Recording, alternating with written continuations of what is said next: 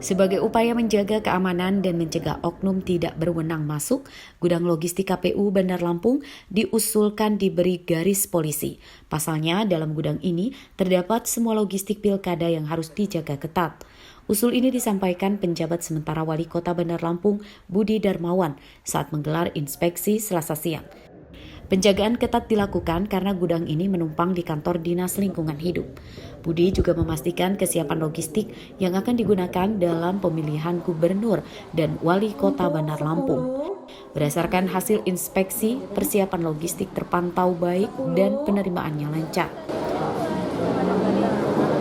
Yang perlu diperhatikan nanti tadi ada saran-saran pengamanannya ya, pengamanan ini mestinya kita polis lain lah supaya tidak diakses oleh orang dari luar sehingga tidak timbul kecurigaan baik itu terhadap KPU maupun juga terhadap pasangan calon kalau nanti ada pelanggaran ya. Jadi kita tadi kasih masukan untuk ini pengamanannya lebih ditingkatkan lagi.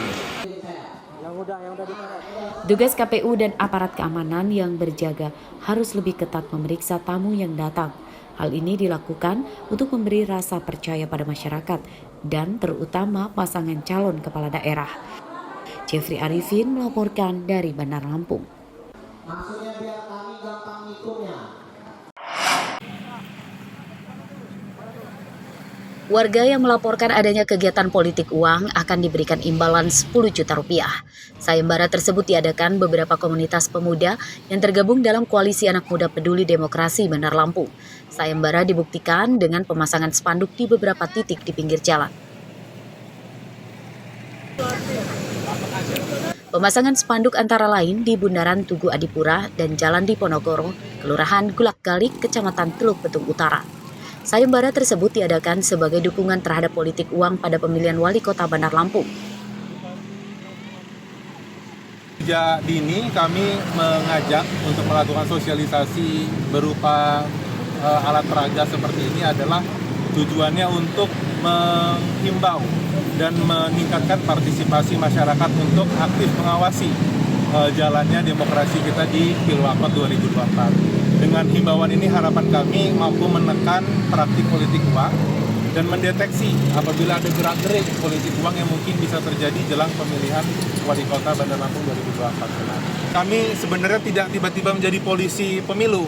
Polisi pemilu mungkin tetap di Gakumdu ataupun dari Bawaslu Kota Bandar Lampung, tapi kami sifatnya akan membantu masyarakat dan jemput bola apabila ada laporan yang bisa laporan pelaku politik uang yang terregistrasi di Bawaslu dan terbukti, itu kami akan jemput bola dan memberikan reward tersebut. Saya sebagai warga, saya tentunya mengapresiasi banget ya adanya gerakan tersebut, mengingat Provinsi Lampung khususnya itu tingkat money politik itu sangat tinggi gitu. Dengan adanya gerakan ini diharapkan masyarakat juga bisa antusias mengawasi politik yang ada di Lampung gitu, khususnya di Kota Bandar Lampung. Ketika semua menemukan kasus money politik ya segera laporkan gitu. Selain kita bisa mengawal, kita juga mendapatkan hadiah kan 10 juta, lumayan untuk kebutuhan sehari-hari. Jadi setuju ya Bu ya artinya Bu? Sangat setuju sekali dengan gagasan tersebut. Para anggota Koalisi Pemuda berharap masyarakat menolak pemberian uang atau dalam bentuk barang seperti sembako dengan imbalan memilih pasangan calon tertentu. Upaya tersebut demi terwujudnya pilkada yang langsung, umum, bebas, rahasia, jujur, dan adil. Arsadi Saputra melaporkan dari Bandar Lampung.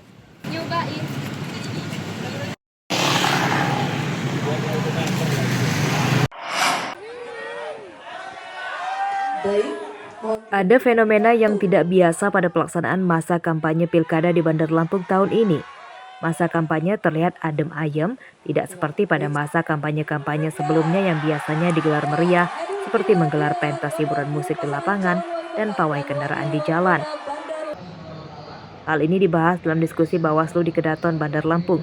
Bawaslu menyatakan tren kampanye pilkada tahun ini oleh pasangan calon wali kota dan wakil wali kota lebih memilih berkampanye dengan cara mendatangi kelompok masyarakat dalam skala terbatas, seperti pada acara keagamaan dan mendatangi komunitas profesi seperti mengumpulkan ojek daring dan lainnya.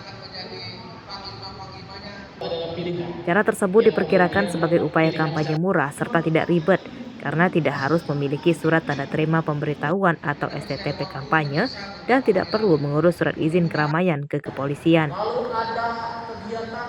Misalnya kemarin kami diskusi ringan dengan beberapa senior gue, apakah debat kita itu betul-betul debat atau omong-omong aja, misalnya gitu, atau hanya diskusi saja. Jadi kalau kita lihat apa betul debat ini sudah dapat substansi yang kita harapkan. Kalau debat itu kalau si A bicara A, paslon B bicara B, itu baru ada debat. Kalau dia paslon A, paslon B sepakat semua, ya itu rebutan kira-kira gitu. Nah, kita masih punya waktu sebulan ke depan. Kita ingin memberikan edukasi kepada rakyat kita, termasuk kepada kemudian tim kampanye juga kami undang hari ini. Itu bisa memberikan hidangan kepada rakyat kita itu tentang debat misalnya. Meski kampanye tidak digelar meriah, Bawaslu berharap tidak menyurutkan antusiasme masyarakat untuk mencoblos di tempat pemungutan suara atau TPS pada 27 November mendatang. Jeffrey Arifin melaporkan dari Bandar Lampung. Yang adalah koridor apa yang boleh dan